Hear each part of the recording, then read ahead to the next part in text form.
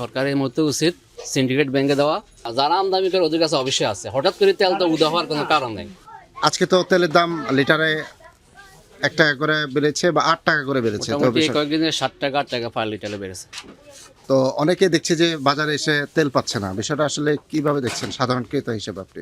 আমার কাছে মনে হচ্ছে যারা এটা আমদানি করে ওটা আপনার সরকারকে একটা বিপদে ফেলার জন্য এটা করতেছে। সরকারের মধ্যে উচিত সিন্ডিকেট ব্যাংকে দেওয়া এবং দ্রুত বাংলাদেশ যেহেতু তেল আমদানি নির্ভর, তো দ্রুত তেল আমদানি করা উচিত। তাহলে মানুষ জনগণ যারা আমরা মধ্যবিত্ত আমরা আসলে শান্তি পাবো। যারা আমরা মধ্যবিত্ত আমরা আসলে কিনতে অনেক কষ্ট হচ্ছে তেল। আর যারা আমদানি করে ওদের কাছে অবশ্যই আছে, হঠাৎ করে তেল তো উদা হওয়ার কোনো কারণ নেই।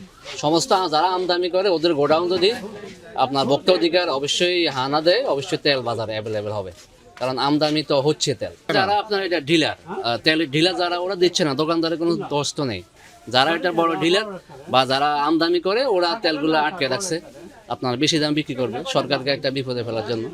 এখন যে দাম আছে এখান থেকে কমপক্ষে আরো অন্তত 20 টাকা কমানো উচিত।